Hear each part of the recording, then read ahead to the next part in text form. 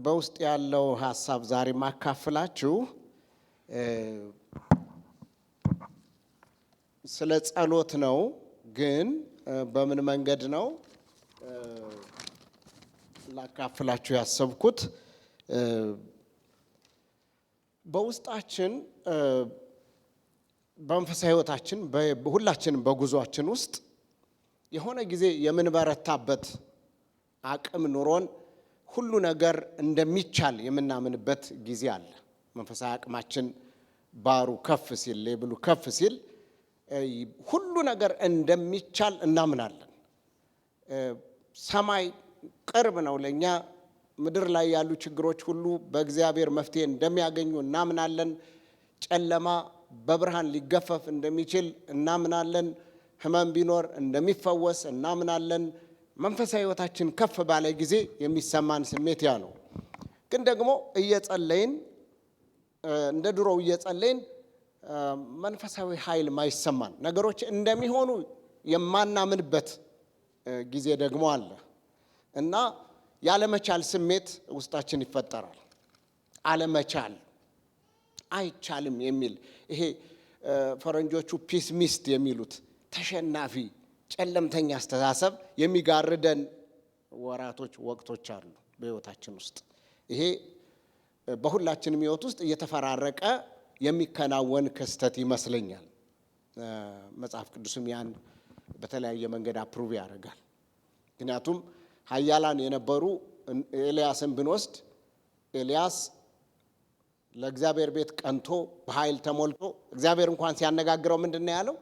እኔ ለእኔ መኖር ምን ትርጉም አለው? ለሰራዊት ጌታ ለእግዚአብሔር ቀንቻለሁ።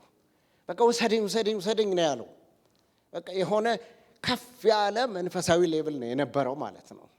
እና 400ውን የኤልዛቤል ነቢያት ሐሰተኞቹም ማለት ነው ያሳረደ፣ የእግዚአብሔርን ክብር የገለጠ፣ እሳት ከሰማይ የወረደለት፣ መስዋዕቱ የተበላለት፣ ድንጋዩ ውሃው በሙሉ ያቺ የወረደች እሳት የበላችለት ያ ኃያል ሰው በአንድ ቃል ተብረክርኮ መግቢያ ሲያጣ ደግሞ ታያላችሁ። ነገሮች ተቀየሩ ማለት ነው። እና ከይቻላል ወደ መትረፍ ወደማይቻልበት ሩጦ መደበቅ ወደሚቻልበት ቦታ ሲሮጥ ደግሞ ይታያል። እና ጠላት ደግሞ ያን ይጠቀምበታል። በፍርሃት ባትችልም መንፈስ ሰውን የሚመታበት ጊዜ አለ። ስለዚህ አለመቻላችንን እንዴት ነው ወደ መቻል መቀየር ምንችለው የሚል ነገር ሳስብ ነበር። እንዴት ብለን ነው ከድካም ወደ ብርታት መምጣት ምንችለው? እንዴት ባለ ሁኔታ ነው ጸሎታችንስ እግዚአብሔር ይችላል ብሎም የሚያምን ጸሎት መጸለይ የምንችለው የሚል ጥያቄ ራሴን ስጠይቅ ነበርና እሱን ነው ማካፈል እንፈልገው። በማርቆስ ወንጌል ምዕራፍ 9 ለመነሻ የሚሆነኝ ነገር አነባለሁ። ምዕራፍ 9 ላይ የሆነው ታሪኩ ምንድን ነው? የጌታ ደቀ መዛሙርት የጌታን ክብር በታቦር ተራራ ላይ አዩ። ጌታ ክብሩ ሲገለጥ ልብሱ አጣቢ እስከማያነጣው ድረስ እንደተለወጠ አዩ። የእግዚአብሔር ልጅ እንደሆነ አረጋገጡ። እግዚአብሔር አብ ሲመሰክርለት ሰሙ። ኤልያስና ሙሴም መጥተው ታዩአቸው።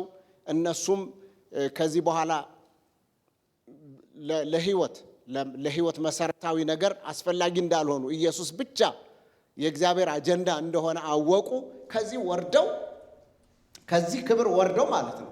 ከዚህ ክብር ወርደው ሄደው ኢየሱስ ሌላ ቦታ ነበረ። ደቀ መዛሙርቱ ብቻቸውን በነበሩበት ሰዓት የሚጥል በሽታ ያለው አጋንንት ይዞ የሚያንቀጠቅጠው የሚነሳበት በጨረቃ ልጅ ይዘው መጡና ሰዎች አስወጡ ሲሏቸው ደቀ መዛሙርቱ ማስወጣት አልቻሉም የሚል ክስ ነው የመጣው። አልቻሉም። ደቀ መዛሙርቱም ጸጥ ነው ያሉት። አረ እንችላለን እንዴ ሞክረን ነበር ማምን አላሉም። ጸጥ። ምክንያቱም ሰው አልቻለም፣ ችግሬን ሊፈታ አልቻለም ብሎ ሲከሳችሁ ያለመቻል ቋንቋ፣ ያለመቻል ደግሞ ሁኔታ ውስጣችሁ ይነሳሳል። ጸጥ አልቻሉም። የሆነ ጊዜ እኮ ያረጉት ነበር ይሄን ነገር። በፊት ወዳለች መንደር ተልከው ሄደው በሽተኞችን ፈውሰዋል፣ አጋንንት አስወጥተዋል፣ ብዙ ነገር አድርገው መጥተዋል። አሁን ግን አልቻሉም። ለምን? ይሄን ነው ለዚህ ያለመቻል ጥያቄ ነው መልስ ለመስጠት ምንችልበት ነገር እንድናይ ያሰብኩትና ወደ ደቀ መዛሙርቱ በመጣ ጊዜ ብዙ ሕዝብ ሲከቧቸው ጻፎችም ከነርሱ ጋር ሲከራከሩ አየ። ወዲያውም ሕዝቡን ሁሉ ባዩት ጊዜ ደነገጡ። ወደ እርሱ መሮጠው እጅ ነሱት። ጻፎችንም ስለምን ከነርሱ ጋር ትከራከራላችሁ ብሎ ጠየቃቸው። ከሕዝቡ አንዱ መልሶ መምህር ሆይ ዲዳ መንፈስ ያደረበትን ልጄን ወደ አንተ አምጥቻለሁ። በያዘውም ስፍራ ሁሉ ይጥለዋል፣ አረፋም ይደፍቃል፣ ጥርሱንም ያፋጫል፣ ይደርቃልም። እንዲያወጡለትም ለደቀ መዛሙርት ነገርኳቸው፣ አልቻሉምም አለው። እርሱም መልሶ የማታመን ትውልድ ሆይ እስከ መቼ ከእናንተ ጋር እኖራለሁ? እስከ መቼስ እታገሳችኋለሁ? ወደ እኔ አምጡት አላቸው። ወደ እርሱ አመጡት።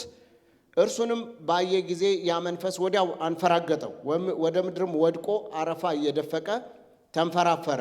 አባቱንም ይህ ከያዘው ስንት ዘመን ነው ብሎ ጠየቀው። እርሱም ከሕፃንነቱ ጀምሮ ነው፣ ብዙ ጊዜም ሊያጠፋ ወደ እሳትም ወደ ውሃም ጣለው። ቢቻልህ ግን እዘንልን እርዳንም አለው። ኢየሱስም ቢቻልህ ትላለህ? ለሚያምን ሁሉ ይቻላል አለው። ወዲያውም የብላቴናው አባት ጮኸ፣ አምናለሁ፣ አለማመኔን እርዳው አለ። እንጸልያለን። እስኪ እግዚአብሔር አባት ሆይ በጌታ በኢየሱስ ክርስቶስ ስም ስለሰጠህን የአምልኮ ጊዜ እግዚአብሔር አምላክ ሆይ ስላዘጋጀህልን ማዕድ እናመሰግንሃለን። ሁልጊዜ እንደምሰማው ነው ብለን በይገባኛል ልንወስደው አንችልም። ይሄ ጊዜ ለአንተ የምትናገርበት ምቹ ጊዜ ነው። ዛሬ የምትናገረን ዛሬ ላለንበት ሁኔታና ለወደፊት ለሚበጀን ነው እግዚአብሔር አባት ሆይ። ስለዚህም ዛሬ ልትናገረን ልታስተምረን እግዚአብሔር አምላክ ሆይ ልታሳየን የፈለግከው ስላለ ስለ ቃልህ እናመሰግንሃለን። እግዚአብሔር አምላክ ሆይ ስለ ቅዱሳን በጎናችን ስለተቀመጡት እህቶች ወንድሞች ሁሉ እናመሰግንሃለን። ክብር ለአንተ ይሁን። እግዚአብሔር መንፈስ ቅዱስ ሆይ ደቀ መዛሙርቱ ያን የሰዎችን ችግር ማቃለል እንዳልቻሉ አለመቻላቸውም እግዚአብሔር አምላኬ ግልጥ እንደሆነ እኛም አንተ ካረዳህን ዛሬ አንችልም። የሰው ጥያቄ መመለስ አንችልም። ምንም ማድረግ አንችልም። ያለ እኔ ከቶ ምንም ልታደርጉ አትችሉም ተብሎ ተጽፏልና አለመቻላችንን አውቀን ጌታ ሆይ ያንተን ችሎታ እንጠይቃለን። ያንተን እርዳታ፣ ያንተን ድምፅ፣ ያንተን ጣልቃ ገብነት እንፈልጋለን።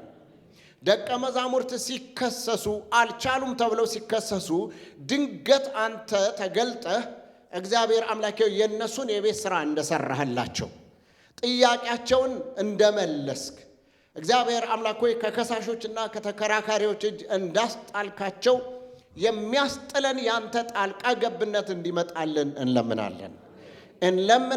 ሕያውነትህ፣ ህልውና፣ መገኘትህ በመንፈስ ቅዱስ ኃይል አማካኝነት ወደኛ እንዲመጣ እንጸልያለን። ስለ ሁሉ ነገር እናመሰግንሃለን በጌታ በኢየሱስ ክርስቶስ ስም አሜን። ክብር ለኢየሱስ ይሁን። ይሄ ክፍል እንግዲህ እንዳየነው ይሄን የመሰለ ታሪክ አለው።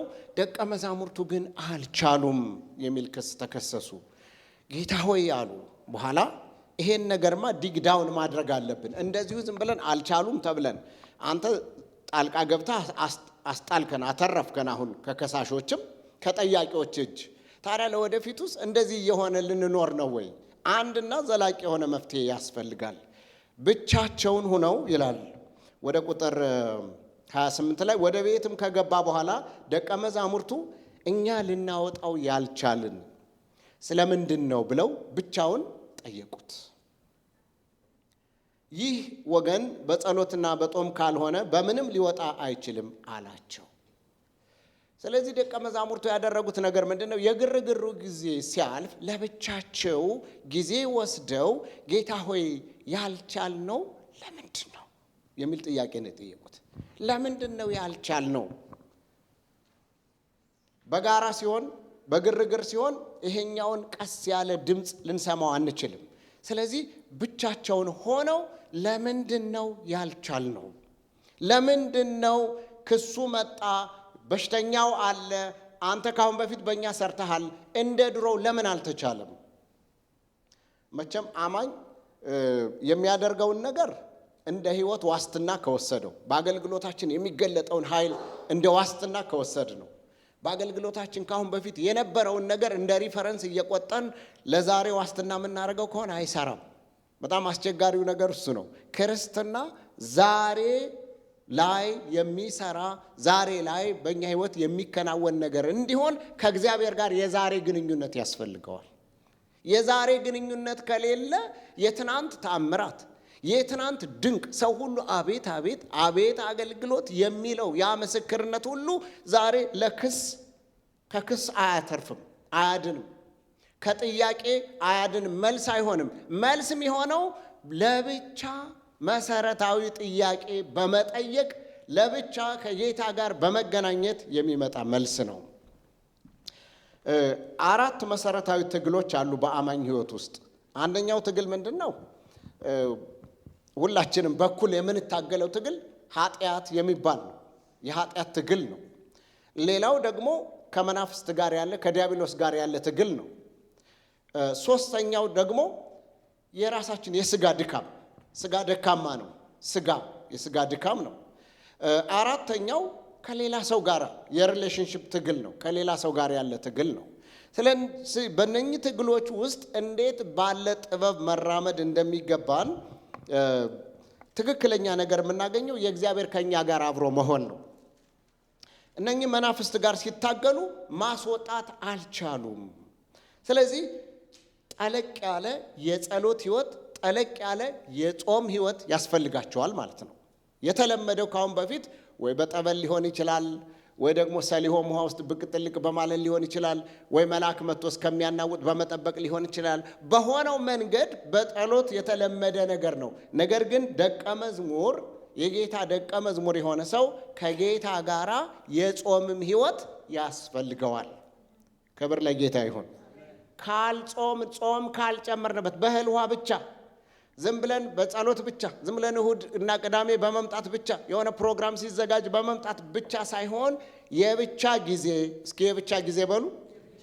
አዎ በጣም የተረሳ ነው የሚመስለኝ ይሄ ነገር። የጥሞና ጊዜ የሚባል ብቻን መሆን የሚባል ጊዜ ተረስቷል።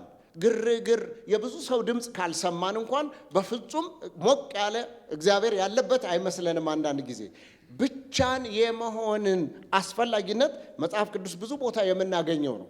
ጌታ ራሱ ብቻውን ረጅም ጊዜ በማታም በቀንም ያሳልፍ ነበር። በወንዝ ዳር በተራራ ሲጸልይ አድሮ ጧት ነው ደቀ መዛሙርቱ የሚያገኛቸው። ሲጸልይ የእግዚአብሔርን ፈቃድ ሲፈልግ ሌሊት ከሰማው ካከማቸው ከአባቱ ከተቀበለው ነው የቀን ስራ የሚሰራው። የቀኑ አገልግሎት የሚከናወነው አባቱ ጋር ሰምቶት በወረደው ነው። ደቀ መዛሙርቱን የሾመው ሰምቶ ወርዶ ነው። ከተራራው ሰምቶ ወርዶ ነው። ሲጸልይ አድሮ አጋንንት ያስወጣል። ሲጸልይ አድሮ ይሰብካል። ሲጸልይ አድሮ ይፈውሳል። ሲጸልይ አድሮ የእግዚአብሔርን ፈቃድ ይገልጣል።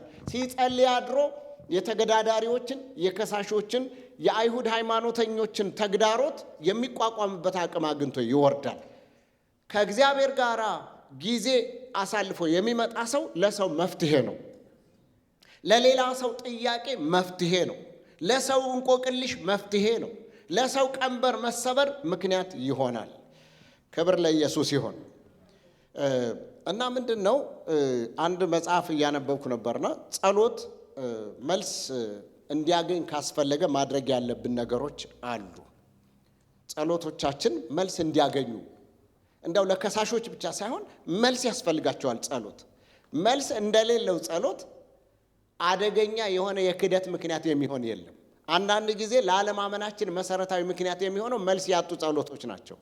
መልስ የሚያጡበት ምክንያት ምንድን ነው የሚለውን አንዳንድ ነገሮችን በዛው እንድናይ እፈልጋለሁኝ። አንደኛው ምክንያት የተሳሳተ የመነሻ ሐሳብ ወይም ሞቲቭ ነው። ያዕቆብ ምዕራፍ 4 ቁጥር 3 ላይ እንደሚነግረን ያዕቆብ መልእክት ላይ የተሳሳተ ሞቲቭ በተሳሳተ ዓላማና በተሳሳተ ሁኔታ ውስጥ ሆኖ የሚጸልይ ሰው ወይም ደግሞ በሁለት ሐሳብ ውስጥ ሆኖ የሚጸልይ ሰው ከእግዚአብሔር ዘንድ አንዳች እንደሚያገኝ አይምሰለው ይላል። ስለዚህ ለራስ ክብር ሳይሆን በተሳሳተ ሁኔታ ሳይሆን እንደ እግዚአብሔር ፈቃድ እንደ እግዚአብሔር ቃል መጸለይ ለጸሎት መልስ ለማግኘት አቋራጩ መንገድ ነው። ስለዚህ የተሳሳተ ሞቲቭን ማስወገድ ጸሎት መልስ እንዲያገኝ የሚረዳ ነገር ነው። ሌላው ነገር ደግሞ ያልተናዘዝናቸው ኃጢአትን መናዘዝ ነው። ያልተናዘዝናቸው ቅድም እንዳልኳችሁ የትግል አቅጣጫዎችን አስቀምጫለሁ። 4 የትግል አቅጣጫዎች አይደለ? እና አንዱ ትግል ኃጢአት ነው። ስለዚህ ኃጢአት ሁል ጊዜ ያለ የሚኖር ማንም ሰው ኤግዘምት የማይሆንበት በመናዘዝ ብቻ የምናስወግደው አደገኛ በሽታ ኃጢአት ነው። ኃጢአትን ሚሰውራት ምን አይልም ነው የሚለው? አይለማም። ኃጢአቱን የሚናዘዝባትና የሚተዋት ግን እርሱ ይለማል። ስለዚህ መናዘዝ ያስፈልጋል። መደበቅ አያስፈልግም። ኃጢአትን ብንደብቀው በጣም የሚገርመው ነገር ተባስቶ ሌላ ችግር ፈጥሮ ነው እንጂ የምናገኘው ተወግዶ አይገኝም። ኃጢአት የሚወገደው በመናዘዝ ብቻ ነው። ክብር ለኢየሱስ ይሁን። ኃጢአት የምንናዘዘው ለማን ነው? ለእግዚአብሔር ነው። እርግጥ አንዳንድ ጊዜ ለሰው ምን እናዘዛለን? ለንስሐ አባት ማለት አይደለም። ለሌላ ሰው ሮንግ ያደረግንበትን ሰው ስተት የሰራነውን ሰው የኔ ችግር ነው፣ እኔ ነኝ ችግሩን የፈጠርኩት፣ አንተ አይደለህም፣ አንቺ አይደለሽም፣ ስለዚህ ይቅርታ ብሎ ለሌላ ሰው ደግሞ እንዴት አድርገን ስተቱን እንደሰራን ሁሉ ተናግረን ነፃ መውጣትም አለብን። ለእግዚአብሔር ብቻ ሳይሆን ለሰው የምንናዘዝበት ሁኔታ አለ። ስለዚህ ያልተናዘዝንበት ኃጢአት የስራት ዋና ምክንያት ነው። የድካም ያለመቻል አንዱ ሶርስ እሱ ነው። ጸሎት መሰረታዊ ስትራክቸሩ እንዳለ ሆኖ ኃይሉ ከውስጡ እንዲጠፋ የሚያደርግ ነገር ቢኖር የጸሎት ቋንቋው እያለ የጸሎት ነጎድጓዱ እያለ የጸሎት ፋንክሽን ግን በጸሎት የሚመጣው ለውጥ ግን እንዳይመጣ የሚያደርገው አንዱ ጸሎትን ልፍስፍስ ደካማ አቅም የሌለው የሚያደርግ ኃጢአት ነው። ስለዚህ ከኃጢአት ጋር ሆኖ የሚጸለይ ጸሎት በብሊንግ ነው፣ ዝም ብሎ የሚደረግ ማነብነብ ነው እንጂ መልስ የለውም። ስለዚህ ኃጢአትን መናዘዝ፣ ኃጢአትን መተው፣ ከኃጢአት መመለስ ያስፈልጋል። ንስሐ ማለት መመለስ ማለት ነው። ዩተርን እናደርጋለን አይደል? እዚህ ሀገር ስንነዳ ዩተርን የሚፈቀድና የማይፈቀድባቸው ቦታዎች አለ። ዩተርን ማለት ሙሉ በሙሉ ፊትን ማዞር ማለት ነው ከነበርንበት ሁኔታ። ለምን? ስለማይጠቅመን፣ ስለሚጎዳን፣ ልፍስፍስ ስለሚያደርገን፣ ጸሎት እየጸለይን ውጤት አልባ ስለሚያደርገን። ጸሎት ውጤት ካላመጣ ደግሞ ሰይጣን ይከሰናል፣ ሰው ይከሰናል፣ የራሳችን ሕሊና ይከሰናል። ስለዚህ ኃጢአትን መናዘዝ። እስኪ አንድን ሰው ተናዘዝ በሉልኝ፣ ነካ አድርጋችሁ አብረን እንድንሰብክ ብዬ ነው። ምክንያት መናዘዝ በረከት ነው። መናዘዝ ውርደት አይደለም። መናዘዝ ውድቀት አይደለም። መናዘዝ መሸነፍ አይደለም። መናዘዝ ማሸነፊያ መሳሪያ ነው። የሚናዘዝ ሰው ይለማል፣ ይከብራል፣ ያብባል፣ ፊቱ ይፈካል፣ ድል ያገኛል፣ ከፍርሃት ነፃ ይወጣል። እኔ ኃጢአት ሰርቼ ያልተናዘዝኩት ኃጢአት ካለ ማንም ሳያስፈራረኝ ራሴ ፈሪ ነው መሆነው። በራሳቸው ኤክስፒሪየንስ አላቅም። በእኔ ግን ኃጢአት ካለ ያልተናዘዝኩት ነገር ካለ ድል ያላረኩት ነገር ካለ የመጨረሻ አቅመ ቢስ ነው መሆነው። እሽመደመዳለሁ። የተናዘዝነው ኃጢአት ግን የድላችንን በር ያስከፍታል። የበረከት በር ያስከፍታል። ድል የሚመጣው ኃይል የሚመጣው እግዚአብሔር በእኛ ደስ የሚሰኘው ስንናዘዝ ነው። ስለዚህ ወገኖች ሆይ አይ ኢንከሬጅ ዩ። ደግሞ መናዘዝ አርቲስቲክ ነው፣ ኔቸር አለው። መናዘዝ ዝም ብሎ ማድበስበስ ሳይሆን በትክክል ማሰብ ያስፈልጋል። ቆም ብሎ ማሰብ በቃል ብቻ ሳይሆን ነገሮቻችንን በሙሉ መጻፍ አለብን። የቱ ጋ ነው ሚስ ስቴፕ ያደረኩት? የት ጋ ነው ብሎክ ያደረገው? የት ጋ ነው ችግሩ ያለው? የት ጋ ነው የሳትኩት ብለን ቆም ብለን ማሰብ አለብን። መጻፍ አለብን። በትክክል መጻፍ አለብን። we need to write it down። በሙሉ ዘርዝረን ጌታ መንፈስ ቅዱስ ሆይ እርዳኝ። መንፈስ ቅዱስ በመጣ ጊዜ አንዱ ስራው ምንድን ነው? ያሳስባችኋል ነው አይደል? ሪማይንደር ነው ኔቸሩ። ምንድን ነው ሪማይንድ የሚያደርገን?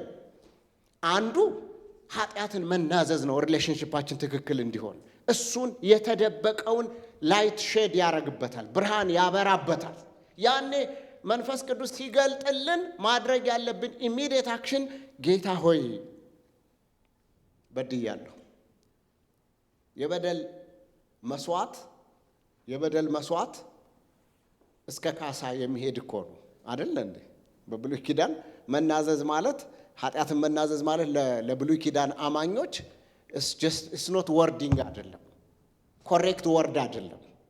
ፖለቲካሊ ኮሬክት እንደሚባለው በእግዚአብሔር ፊት በቃል ትክክል ሆነን በተግባር ያልተስተካከለ መሆን አይደለም። በብሉይ ኪዳን መናዘዝ ማለት አክሽንን የሚጨምር ነው። መስዋዕት አለ፣ ሳክሪፋይስ አርገው የበግ መስዋዕት ሊሆን ይችላል፣ የእህል መስዋዕት ሊሆን ይችላል። አክሽን የሞላበት መናዘዝ ነበር የሚያደርጉት እና እኛ ላንመለስ የወሰነ ነው። እንትናችን ራሱ ልባዊ አይደለም። ጌታ ሆይ ማረኝ፣ ይቅር በለኝ፣ በቃልም በሐሳብም በድርጊትም ያረኩትን ይቅር በለኝ ምናምን ብለን ይሁን አዋጅ ምናውጅ ነው ምን መስል ዲክሌር አድርገን ከዛ ቀጥሎ የቀደመውን ኑሮ መኖር እንጀምራለን። ኖ ትክክለኛ የሆነ ነገር ከልብ ኮንቪክሽን ያለበት ነገር መሆን አለበት። ፕራክቲካል መሆን አለበት። የድሮውን ነገር ላለመድገም እየወሰንን መሆን አለበት መናዘዝ ማለት ነው። አንድ መጽሐፍ ሳነብ ፐርሱት ኦፍ ፓርትነርስ ኦፍ ፕሬየር የሚል የታወቀ ሊደርሺፕ አስተማሪ ሆነ ድሮ ፓስተር የነበረ አሁን ሊደርሺፕ የሚያስተምር ሰው አለ እና እሱ የጻፈው መጽሐፍ ሳነብ ይዘረዝራል። ፐርሰናል ፕሬየር ኪለርስ የሚባሉ 10 ነገሮች አሉ ይላል። የአንድን ሰው የግል የጸሎት ህይወቱን የሚገሉ 10 ነገሮች ይላል። ከ10ሩ ነገሮች ከሚዘረዝራቸው ነገሮች ምንድነው? አንዱ ያልተናዘዝነው ኃጢአት ይላል። ያልተናዘዝነው ኃጢአት የጸሎት ህይወትን በፍጥነት ከሚገሉ ገዳይ ነገሮች አንዱ እሱ ነው ይላል። ስለዚህ መናዘዝ የጸሎት ህይወታችንን እንዳይገልብን ይረዳል ማለት ነው። ሌላው ደግሞ ጌታ ኢየሱስ ክርስቶስ አሁን እዚሁ ማርቆስ ላይ እንዳየነው አንዱ መሰረታዊ ነገር ያነሳው አንተ የማታምን ትውልድ የሚል ጥያቄ ጠይቋል። ከናንተ ጋር እስከ መቼ እኖራለሁ የሚል ጥያቄ ነው አይደል ጌታ ያነሳው ሲወቅሳቸው። ስለዚህ አንዱ ነገር ከናንተ ጋር እስከ መቼ እኖራለሁ፣ ጌታ ፕሬዘንሱ ህያውነቱ መገኘቱ በእኛ ህይወት የሚሆነው በሚያምን ማንነት ውስጥ ስንሆን ነው እንጂ በማያምን ማንነት አውቶማቲካሊ የምናጣው ነገር ምንድን ነው ከተባለ ከበረከታችን በፊት መገኘቱን ነው ከህይወታችን የምናጣው። ከማያምን ትውልድ ጋር አብሬ እኖራለሁ እንዴ ያለው እስከ መቼ እኖራለሁ? ስለዚህ ህያውነቱ ከህይወታችን እንዳይጠፋና መገኘቱን እንዳናጣ ካስፈለገ ማመን አለብን ማለት ነው። ማመን ያስፈልጋል እና የእምነት ማነስ አንድ ነገር ነው፣ አለማመን ሌላ ነው። ጎደሎ እምነት የሚባል አለ አይደል? ጎደሎ እምነት፣ ግማሽ እምነት፣ ተጠራጣሪ እምነት። ተጠራጣሪ በሌላ ቋንቋ መናፍቅ የሚባለው ነው። መናፍቅ ማለት ኢን ቢትዊን መሆን፣ ከእውነት ግማሽ ከዛኛው ካለማመን ግማሽ ይዞ መዋለል ማለት ነው። ይሄኛውን ባጣ ይሄኛውን አላጣም፣ ይሄኛው ቢቸግረኝ ወደዚህኛው እሸሻለሁ ብለን በሁለቱ መካከል ዥዋዥዌ የሚጫወት ማለት ነው። ስለዚህ ተጠራጣሪ ሰው ምን እንደማለት ነው? በሮኪ ቸር ላይ ሆኖ እንደሚወዛወዝ እንደዛ ነው። ሮኪ ቸር ይሄ የሚንቀሳቀሳረ እናቶች ወይ ልጅ የሚያጠቡ እናቶች ልጃቸው እንዲተኛ እንዲህ ሲወዛወዙ ወንበሩ ያወዛውዛቸዋል። ግን ይሄዳል እንዴ? የትም አይሄድም። የሚወዛወዝ ግን የትም መሄድ የማይችል ውጤት የማያመጣ እንቅስቃሴ ነው የሚሆነው ማለት ነው። እምነት አንዱ የጸሎትን ህይወት የሚጨምር ይሆናል ማለት ነው። ሌላው መታዘዝ ነው። በጸሎት ህይወት ውስጥ መታዘዝ ነው። ለእግዚአብሔር ቃል መታዘዝ፣ ለመንፈስ ቅዱስ ድምፅ መታዘዝ። ስንጸልይ እግዚአብሔር እንዲናገረን ነው አይደል? አንዱ ምን ጸልየው ማስደረጊያ ብቻ አይደለም። ጸሎት እግዚአብሔር እንዲያደርግ የምናስገድድበት ማስደረጊያ ሳይሆን በዋነኛነት እግዚአብሔር ፈቃዱን እንዲገልጥና አኮርዲንግ ቱ ሂዝ ዊል እንዲያደርግ ነው ምንጸልየው። ስለዚህ ስንጸልይ የአማኝ ጸሎት እግዚአብሔር እንዲናገረን ነው አንዱ ምንጸልየው። አንዳንድ ጊዜ እግዚአብሔር ለምን ይናገረናል የሚል ሰው አለ። እግዚአብሔር ለምን ይናገረናል? ዝም ብለን መጸለይ ነው። ዝም ብሎ መጸለይ ምን ማለት ነው? ዝም ብሎ መጸለይ ማለት ምን እንዲመጣ ነው የምንጸልየው? እግዚአብሔር እንዲናገር፣ እግዚአብሔር ሲናገረን ፈቃዱን ይገልጣል። በተገለጠ ፈቃዱ ውስጥ ስንራመድ ስንታዘዝ ነው ውጤት የሚመጣው። ጌታ ሆይ አንተስ ከሆንክ አለ ጴጥሮስ አይደል? ጥያቄ ጠየቁ። በውሃው ላይ ሲመጣ ፈርተው ነበር። አንተስ ከሆንክ ምን በለኝ ነው ያለው? ና በለኝ ነው አይደል ያለው? አንተስ ከሆንክ ና በለኝ አለ። ኦኬ አትፍሩ እኔ ነኝ አለ እና አለው። ስለዚህ ቁጭ ቢል መራመድ ይችላል እንዴ? በውሃው ላይ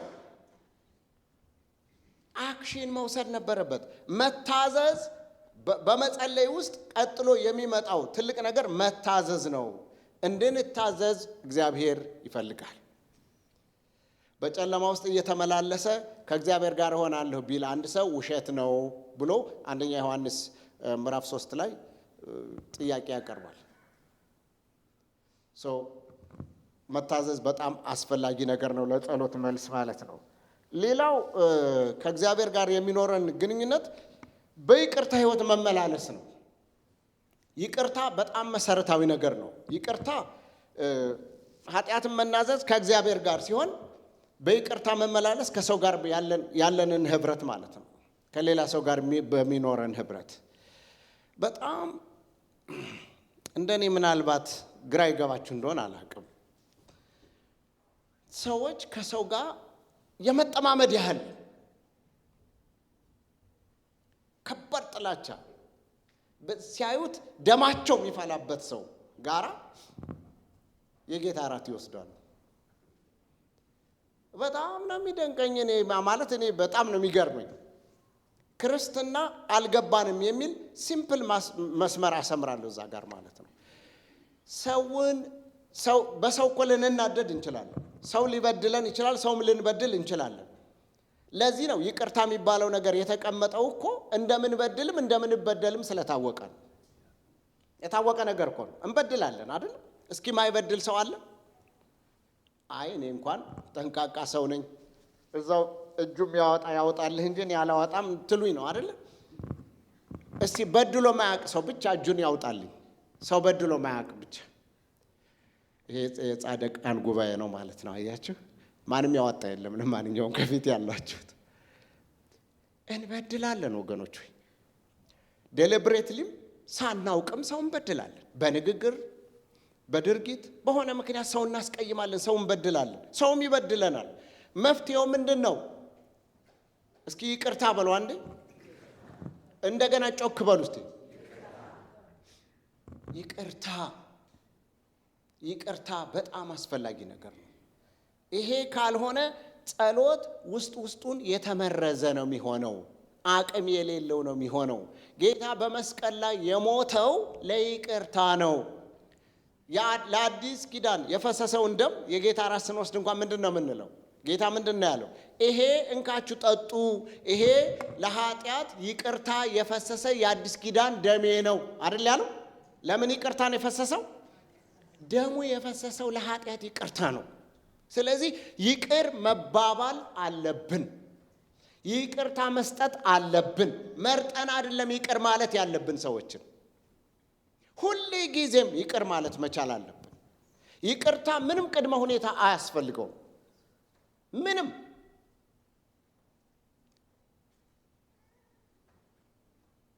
ምህረት ምንም ቅድመ ሁኔታ አያስፈልገውም።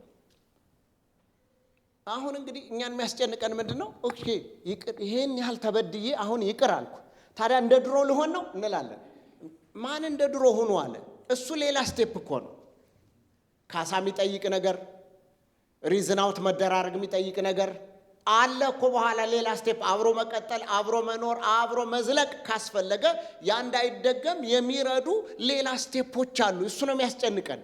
ይቅርታ ግን ኢየሱስ ክርስቶስ በመስቀል ላይ ሲሞት ማንኛችንም በስማችን አውቆን ምናምን ብሎን ወይ ደግሞ እዛ ጋር ተገኝተን ተፈራርመን አይደለም፣ ሳያውቀን በደለኞች እያለን እያወቀን የሞተልን፣ እያወቀ እየገባው ነው በመስቀል ላይ የሞተልን፣ በነፃ ነው የሞተልን። ስለዚህ የኢየሱስ ክርስቶስ ተከታይ የሚያደርገው ነገር ምንድነው? የመጀመሪያው ኢየሱስ የሞተበትን ዓላማ መፈጸም ነው። እሱም ይቅርታ ይባላል። የይቅርታ ህይወት ለጸሎት በጣም ወሳኝ ነው።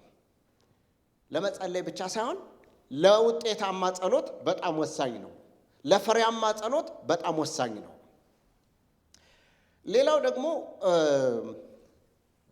አሁን ይሄኛው በህይወት ውስጥ ያለ ጣዖት የሚል ነው።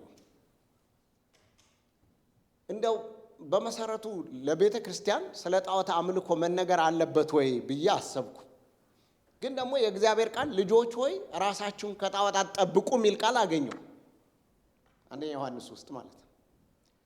ልጆች ማለት ህፃናት ማለት አይደለም። ህፃናቶች ገና ያልበሰላችሁ ሆይ ማለቱ ሳይሆን በዳግም መወለድ የእግዚአብሔር ልጆች የሆናችሁ የእግዚአብሔር ልጆች ሆይ ማለቱ ነው። ዮሐንስ ልጆች የሚለውን ቃል ሲጠቀም በየትኛውም ቦታ በዛ በዮሐንስ መልእክት ውስጥ ልጆች ማለት የእግዚአብሔር ልጆች ማለቱ ነው። ስለዚህ ልጆች ሆይ ራሳችሁን ከጣዖታት ጠብቁ። እንደውም ከጣዖት ሳይሆን ጣዖታት ብሎ በብዙ ቁጥር ነው ያስቀመጣቸው። ስለዚህ በአማኝ ህይወት ውስጥ በርከት ያሉ ጣዖታት አሉ ማለት እኮ ነው። በርከት ያሉ ለዛውም አንድ ሳይሆን በርከት ያሉ። አንዳንዱ የራሱ ክብር ነው፣ አንዳንዱ ገንዘቡ ነው፣ አንዳንዱ ትዳሩ ነው፣ አንዳንዱ ፕሮፌሽኑ ነው፣ አንዳንዱ ደግሞ አገልግሎቱ ነው፣ አንዳንዱ መልኩ ነው፣ የራሱ ቁመናው ነው፣ አንዳንዱ ዘሩ ነው፣ አንዳንዱ ቋንቋው ነው፣ አንዳንዱ ግሩፑ ነው። አንዳንዱ ደግሞ ቤተክርስቲያን የኛ ቤተክርስቲያን ሚል ጣዖትም ሊሆን ይችላል። በእውነት ጣዖቶቻችን ጣዖት ደግሞ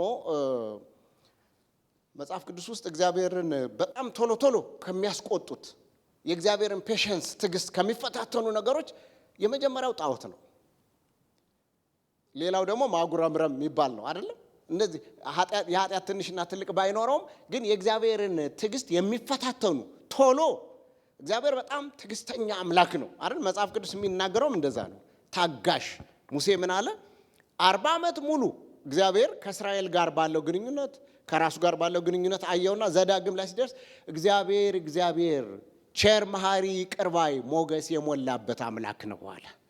ለምን? ለዘመናት ሁሉ እንዴት ባለ ትዕግስትና ይቅርታ ተሸክሟቸው እንደኖረ አይቶ ነው። እግዚአብሔር ታጋሽ አምላክ ነው።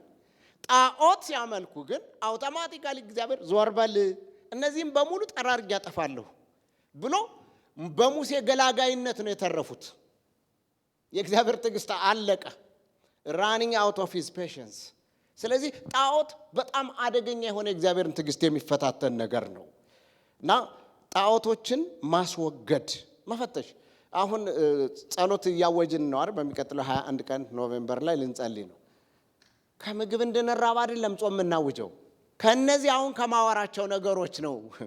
እነኚህን ነገሮች ነቃቅለን ከህይወታችን እንድናስወግድ ነው እንጂ እህል ውሃና እንድንጾም አይደል። እሱማ አብዛኛው ሰው እንደውም እህል ጠቃሚ የመሆኑን ያህል እህል ጎጂ ሆኖ ተገኝቷል። አሁን እኮ ሰው ለራሱም ሲል እንትን ያደርጋል። በ24 ሰዓት አንድ የሚበላ ሰው ብዙ ነው በአሁኑ ሰዓት። እንዲሁ ለጾም ጸሎት ብሎ ሳይሆን እንዲሁ እንደሱ አይደለም።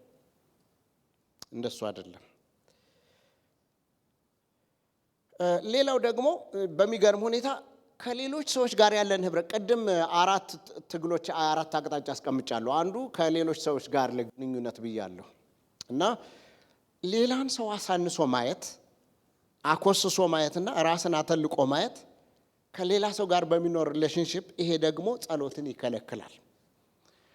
እስኪ ደቀ መዛሙርት ከዛ ቀጥሎ እዚህ ምዕራፍ 9 ላይ ማን ይበልጣል የሚል ጥያቄ ተነስቶ ነበር። ቀጥሎ ማን ይበልጣል ከዚህ ካለ ነው ማን ይበልጣል? ማን ነው በጌታ ቀኝ የሚቀመጠው? ይሄ የይበልጣልና የያንሳል ጥያቄ ማለት ነው። አሁን ቤተ ክርስቲያን ውስጥ ጥያቄ እስኪ ሪል ጥያቄ እንጠይቅ። ትልቅ ማን ነው? ለራስ ሲቆርሱ ያሳንሱ በየልባችሁ ያላችሁትን ሰምቻለሁ።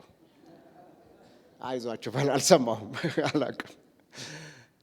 ግን በልባችን እንዲህ ብለን እንደሆንስ ከኔ እንኳን የሚበልጥ የለም ብለን እንደሆንስ ልክ ነው። የሚበልጥ የለም፣ ምንም ችግር የለውም። የሚያንስስ አለ? ቸርች ውስጥ ትንሽ ማን ነው? ማን ነው ትንሽ? ሰሞኑን ወደ ጌታ የመጡ ወይስ በህይወታቸው እንደው ድካም አለባቸው ለምናስባቸው ሰዎች ወይስ ደግሞ በቃ እኔ እንኳን ስለማገለግል እንኳን ከኔ ጋር እኩል ሊሆን አይችልም የምንለው ሰው? አንደኛ ሲጀመር ሰው ባይድንም እንኳን በእግዚአብሔር መልክና አምሳል የተፈጠረ ክቡር ነው። አሜን ነው። ይሄ እኩል ያደርገናል።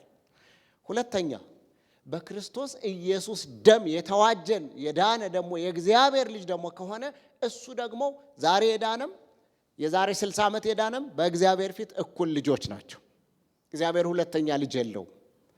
ወደ ሌላ ነገር ደግሞ እንውረድ። ሁላችን እኩል የሚያደርገን ሮሜ ላይ እንደምናየው ኃጢአት ሁላችንም እኩል ከርክሞናል፣ እንደ ዱላ እኩል አድርጎናል። አይሁዳዊ የለም፣ አሕዛብ የለም፣ ኃጢአተኛ የለም፣ ፈሪሳዊ የለም። ሁሉም ኃጢአትን ሰርተዋል፣ ሁሉም በድለዋል፣ የእግዚአብሔር ክብር ጎሏቸዋል። ከእግዚአብሔር ምሕረት በታች ነው ሰው ሁሉ ያለው። ስለዚህ እኩል ነን ማለት ነው። እንደገና ደግሞ ከዛ ኃጢአት አውጥቶ ከኃጢአት ወለል በታች አውጥቶ በእግዚአብሔር ጽድቅ የሚያመጣንና እኩል የሚያደርገን የእግዚአብሔር ጸጋ ብቻ ነው። የእግዚአብሔር ምሕረት እኩል አድርጎናል። ያለ እግዚአብሔር ምሕረት የጸደቀ ማን አለ? ያለ እግዚአብሔር ምሕረት የቆመ ሰው አለ? የለም። ማንም የለም። ያለ እግዚአብሔር ምሕረት ሰው የሆነ ሰው የለም። ክብር ለስሙ ይሁን። ሌላው ደግሞ ያልተሸነፍንበት ወይም ያልተሰጠንበት የህይወት ጉዳይ ማለት ነው። ያልተሰጠንበት የህይወት ነገር ካለ አንዱ መሰረታዊ ችግር ኃጢአትን የሚከለክል በቤተሰብ ውስጥ ያለ ችግር ነው። ጴጥሮስ ያንን ያነሳል ማለት ነው። ቤተሰብ ውስጥ ያለ ችግር አንደኛ ጴጥሮስ 3:12 ላይ ስለ ሚስቶችና ስለ ባሎች ግንኙነት፣ ስለ ልጆች ስለ ወላጆች ግንኙነት በሚናገርበት ቦታ ላይ ሚስቶች ደካሞች ናቸው እና ዘኑላቸው። መቼም የቸርች እህቶች አትቃወሙም። እህቶች ደካማ ናቸው ብሎ መጽሐፍ ቅዱስ ከተናገረ ምን አይነት ድካም እንደሆነ ማጥናት ነው እንጂ ድንጋይ መወርወር አይቻልም። ማንናው አንተ ደካማ ምናምን እንዳትሉ፣ ጴጥሮስን ክሰሱ፣ እኔን እንዳከሱ። ጴጥሮስ ምን አለ? ደካሞች ናቸውና ምን በሉላቸው ነው ግን ያለው? አቤት ቆይ ወንድሞች ነው መልሱ የምፈልገው፣ እህቶች ዝም በሉ። ምን በሉላቸው ነው ያለው? አቤት እስኪ አንድ ደፋር ጀግና ወንድ የሚናገር። እዘኑላቸው። ቴንክ ዩ። በቃ እዘኑላቸው፣ እራሩላቸው፣ እዘኑላቸው፣ ተጠንቀቁላቸው ነው አለ። አለበለዚያ ምን ይሆናል ነው መልሱ።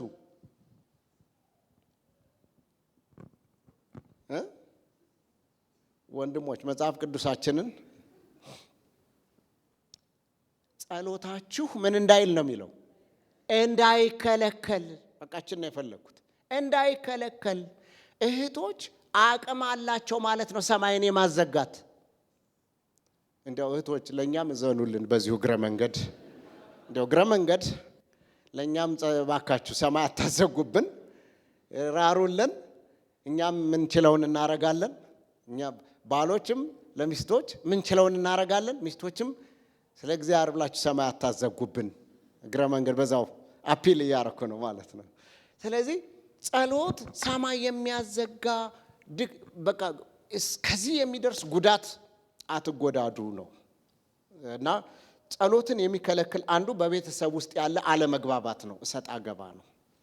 አብረን ስለምንኖር አንድ ቤት ውስጥ አብረን ስለምንኖር የሚያግባባንም ማያግባባንም ነገር በየደቂቃው ሀፕን ሊያደርግ ይችላል። ቤት ውስጥ ስለሆነ ኃጢአተኞች ስለሆን ሳይሆን ወይ ደግሞ ሚስት ክፉ ወይ ደግሞ ባል ክፉ ስለሆነ አይደለም። አሁን በጣም ብዙ ጊዜ ችግር የሚሆነው ምንድን ወይ እንዲያው ምኗን ያገባኋት ወይ ምኑን ያገባሁት ወይ የኔ ነገር ማማ ማለት የለብንም። አብረን ስለምንኖር ድካማችንም ብርታታችንም ግልጥ ነው። እናንተ ቤት የለም አይደል? አታስመስሉ እንጂ ተው አለ። ሁላችንም ቤት እኮ ድካም ሰዎች ስለሆንን ማለት ነው። ሰው ያልሆነ መላእክት እናንተን አይመለከትም። መላእክቶች ሰዎችን ግን ይመለከታል። መጋጨት አለ፣ መኮራረፍ አለ፣ አለመግባባት አለ። ዲሹን አጠብከው ወይ አላጠብከው? ምን ስትሰራ? ኢንተርኔት ላይ ቁጭ ብዬ ፌስቡክ ሳንከባልል ቁጭ ብዬ ደረሽብኝ። ከስራ ውላ እኮ ነው። ከስራ ውላ 8 ሰዓት ሰርታ ስትመለስ ዲሹ አልታጠበም። ምን ስትሰራ ነው? ወይኔ ፌስቡክ ነው። እኔ አይደለሁም ፌስቡክ። በዛ ሁሉ የሚያስፈልገው ነገር ምንድነው? ይቅርታና ርህራሄ ነው። አሜን ነው። እስኪ አንድ ነገር ላናዝዛችሁ። ለሚስቴ ራራለሁ በሉ እስቲ ወንድሞች፣ ድገሙት። ጌታ ይባርካችሁ። እናንተ እንደምትራሩ አውቃለሁ። ኦኬ። ለእህቶች ደግሞ ሰማይን ላለማዘጋት በቃ በባሎች ላይ ላስብላችሁ እንዴ? እህቶችን ፊት ፈራሁት። እሺ፣ አይ ይታዘዛሉ አውቃለሁ። ስለዚህ ዋናው ነገር ምንድነው መሰላችሁ? ጸሎታችን እንዳይከለከል ለራሳችንም ስንል ከእግዚአብሔር ጋር ላለን ህብረት ስንልም መጠንቀቅ አለብን የሚለውን ነው መናገር የፈለኩት። ሌላው ነገር ምንድነው? የመጨረሻ ሐሳብ የምናገረው ያልጸለይን ከሆነ የጸሎት መልስ አናይም። አሁን አንዱ ትልቅ ፈተና የሆነ ብዙ ሰው ጸሎት ያቆመ ይመስለኛል። በየሰው ጓዳ አልሄድኩም፣ ነገር ግን ዝም ብዬ የሚገባኝ ነገር አለ። ምክንያቱም ሰው የሚጸልይና ያለ መጸለይ መሆኑን እየዞሩ ቼክሊስት ይዞ ቼክ ማድረግ ሳይሆን እንተያያለን እኮ መንፈሳዊ ሰዎች ነን አይደለም? ስንተያይ ጸሎት የጎደለው ሰው ምን እንደሚመስል ማወቅ ትችላላችሁ። ጸሎት ከህይወታችን ሲጎድል የሆነ ነገር አለ። ብዙ ምልክቶች አሉ። ጸሎት አልባ ህይወት፣ ጸሎት ያጠረው፣ የጸሎት ድርቅ የገባበት ህይወት ምን እንደሚመስል ግልጽ ነው፣ የታወቀ ነገር ነው። ስለዚህ ካልጸለይን ከእግዚአብሔር መቀበል አንችልም፣ መለመን አለብን። አትለምኑምና ያዕቆብ ምዕራፍ 4 ቁጥር 2 ላይ አትለምኑምና ምን አትሉም? አትቀበሉም። ትለምናላችሁ ይልና ደግሞ ስትለምኑ ከምን ትለምናላችሁ? በብልቶቻችሁ ካሉ አመፃዎች፣ ፍላጎቶች ለአመፃችሁ ማከናወኛ እንዲሆን ትፈልጋላችሁ። ስለዚህ አትቀበሉም። ሰው እንግዲህ በሮንግ ሞቲቭም አትለምኑ፣ እሱ ይከለክላል። ደግሞ ጸሎት ደግሞ አለመጸለይ ደግሞ ከዚህ ሁሉ ቢቀርብኝ አትበሉ። መጸለይ ያለባችሁ እንድትቀበሉ ያስፈልጋል። በማቴዎስ ምዕራፍ 7 ቁጥር 11 አካባቢ ጌታ አንድ የተናገረው ነገር አለ። የሚለምን ሁሉ ምን ይላል? ይቀበላል። የሚፈልግ ሁሉ ምን ይላል? ለሚያንኳኳ በር ይከፈትለታል። ስለዚህ ለምኑ ትቀበላላችሁ፣ ፈልጉ ታገኛላችሁ፣ አንኳኩ ይከፈትላችኋል የሚል የተስፋ ቃል አለ። ስለዚህ ካላንኳኳን በር ላይ ቆመን ዝም ብለን ሰው በር ሄደን ማለት ነው፣ የሰው በር ላይ ቆመን ምንፈልገው ሰው አለ፣ ምን ማድረስ ምንፈልገው መልእክት አለ፣ ግን ውጭ መቆማችንን ሰዎች አያውቁ እና ካላንኳኳን አይከፈትም ማለት ነው። ደግሞ እግዚአብሔር ሁሉን አዋቂ ሁሉን ቻይ ነው። ግን ያለመነ ላልጠየቀ አይሰጥም። ጠይቁኝ ነው። ምን እንዳደርግልህ ትፈልጋለህ? ጥያቄው ከሰውየው እንዲመጣ ነው የሚፈልገው። በዚህ ሀገር አንድ ህግ አለ አይደለም?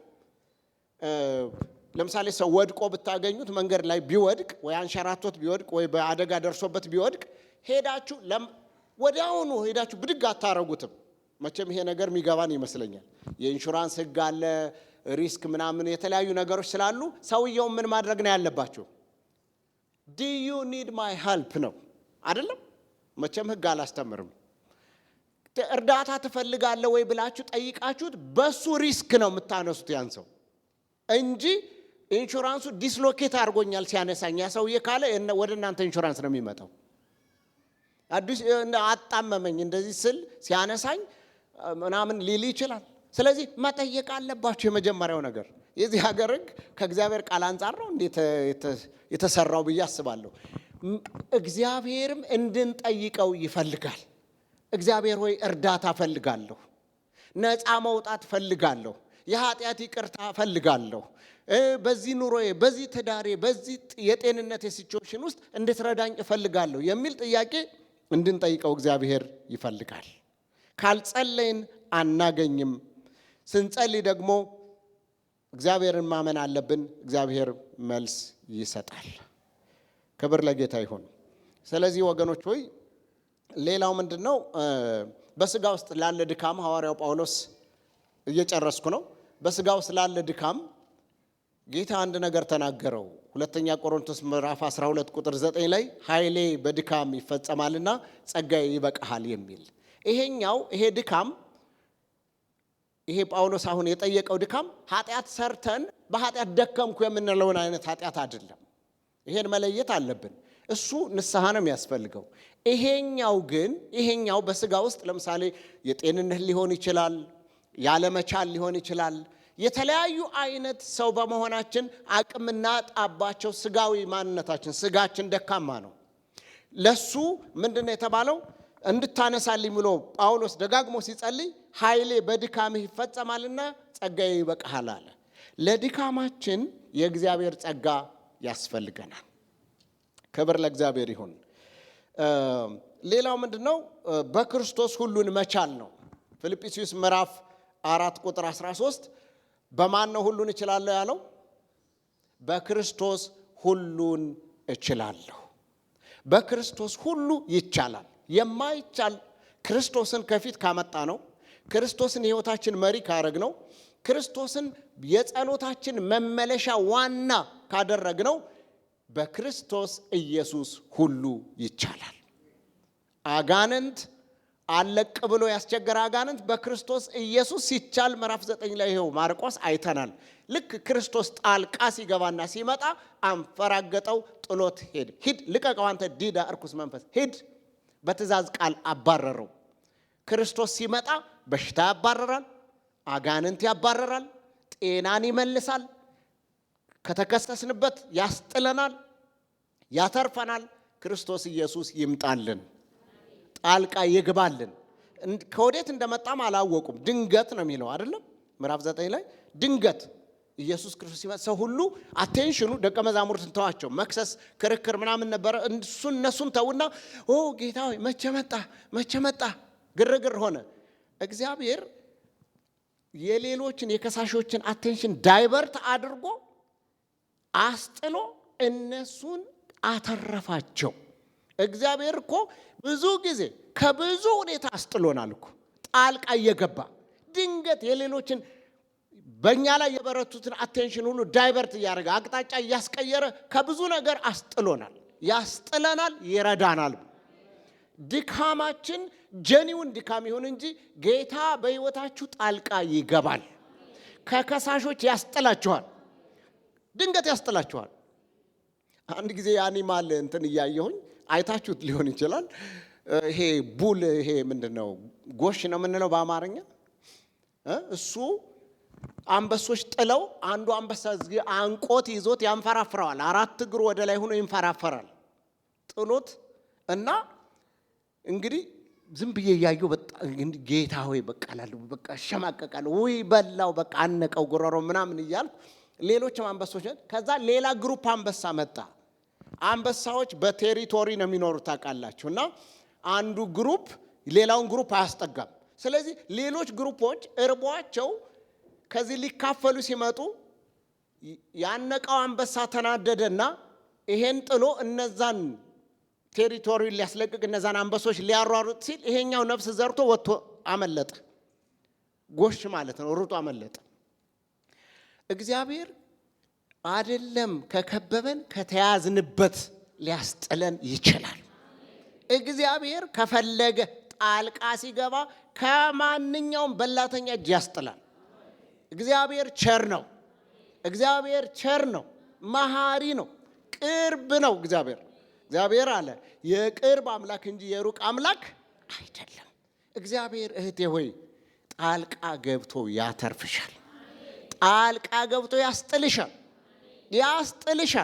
በእርግጠኝነት እግዚአብሔርን መታመን ያስፈልጋል።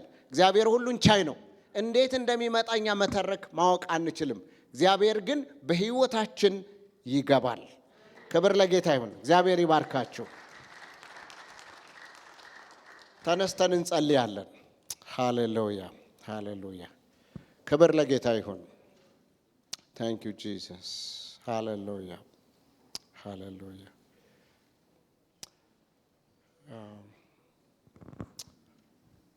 Thank you Jesus. እስኪ ሁላችንም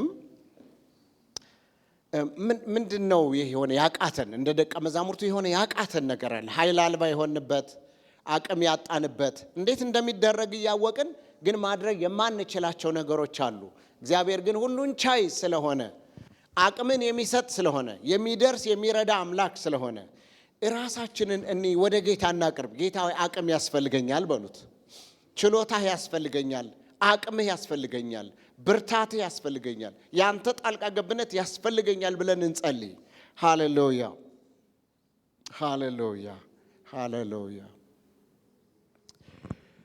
ሃሌሉያ እግዚአብሔር የዘላለም አምላክ የሰማይና የምድር ጌታ እኛ ባልቻልንበትና በሚያቅተን ነገር ላይ አንተ ሁሉን ቻይ ነህ እኛ ጌታ ሆይ በመንከሰስበት ጉዳይ አንተ ጣልቃ ገብተህ ጌታ እግዚአብሔር ሆይ እንደ ጠበቃ ታስጥለናለህ ጠበቃችን ኢየሱስ ችሎታችን ኢየሱስ አቅማችን ኢየሱስ ለኃጢአታችን ይቅርታ ኢየሱስ ለድካማችን ብርታት ኢየሱስ ሃሌሉያ ሃሌሉያ ሃሌሉያ ሃሌሉያ ኦ ሃሌሉያ እናመሰግንሃለን እግዚአብሔር የዘላለም አምላክ እናከብርሃለን አባት ሆይ ከፍ ከፍ እናደርግሃለን አንተ ታማኝ ነህ አንተ ቸር ነህ አንተ ለኛ ቸር ነህ ሃሌሉያ ጌታ ሆይ አቅመ ቢስ የሆነ ጸሎታችንን ኃይል የሌለውን ጸሎታችንን ጉልበት የሌለውን እግዚአብሔር አምላክ ሆይ ሕይወታችንን አንተ እንድትቃኝ እንጸልያለን አንተ በመንፈስ ብርታት እንድትሰጠው በመንፈስህ ብርታት እንድትሰጠው እንግዲህ በኃይሉ ችሎት የበረታችሁ ሁኑ ተብሎ እንደተጻፈ የኃይል ችሎት እንዲያበረታን ኃያልነትህ እንዲያበረታን ሁሉን ቻይነትህ እንዲያበረታን ራሳችንን ወደ አንተ እናመጣለን ድካማችንን ይዘን እንመጣለን አለመቻላችንን ይዘን እንመጣለን ጌታ ሆይ ጉልበታችን ይታደስ መሰዊያ ይታደስ የፈራረሰውን መሰዊያ ኤልያስ እንደሰራ በ12 ነገዶች ስም እንደሰራው እንደገና እንዳበጀው መስዋዕትንም ቆራርጦ በዛ እንዳስቀመጠ ከሰማይ እሳት ሲጸልይ እንደወረደ ከላይ እሳት የሚያወርድ ከላይ ከእግዚአብሔር ዘንድ ጉብኝት እንዲመጣ ተሐድሶ እንዲመጣ በጌታ በኢየሱስ ስም እንጸልያለን የፈረሰ መሰዊያ የምንሰራበት ሲዝን እንዲሆን እንጸልያለን የፈራረሰ ተስፋ የተቆረጠበት ጠላት ያፈረሰው መሰዊያ እንደገና የሚሰራበት እንደገና የሚታደስበት ጊዜ እንዲሆን እንጸልያለን በየሰው ሕይወት ውስጥ እንዲሰራ እግዚአብሔር አምላኬ በእህቶቼ በወንድሞቼ ሕይወት እንዲሰራ መታደስ እንዲመጣ እንደገና መበጀት እንዲሆን እንደገና መሰራት እንዲሆን እንደገና መቋቋም እንዲሆን እንደገና እግዚአብሔርን መጥራት እንዲሆን እጸልያለሁ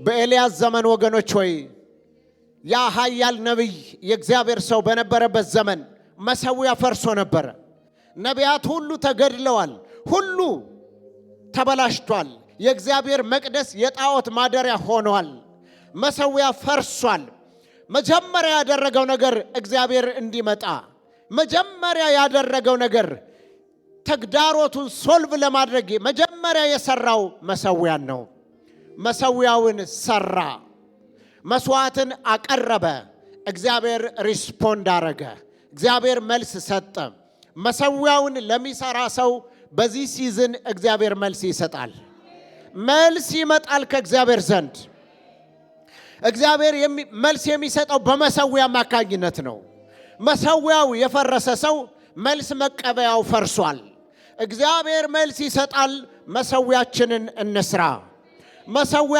እንስራ ብቻችንን እንንበርከክ ብቻችንን ሰው ሳይኖር ቅዱሱን የእግዚአብሔር ቃል ገልጠን በጉልበታችን ተንበርክከን በእግዚአብሔር ፊት መጸለይ እንጀምር እግዚአብሔር መልስ ይሰጣል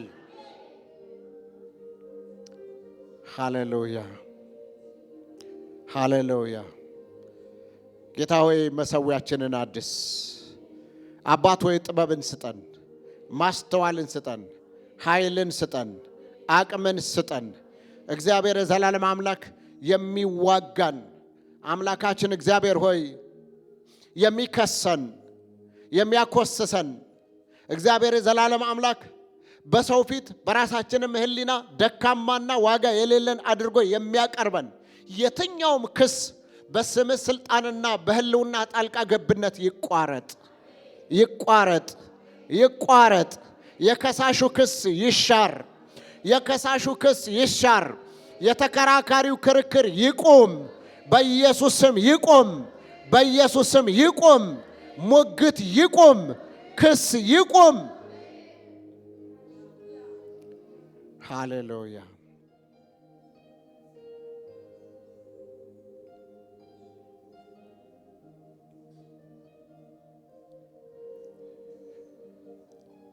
ሃሌሉያ።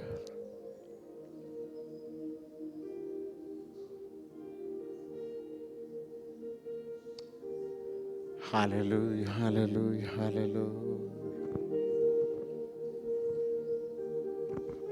እናመሰግንሃለን እግዚአብሔር አባት ሆይ፣ ክብር ምስጋና ሁሉ ለስም ይሁን። ሃሌሉያ።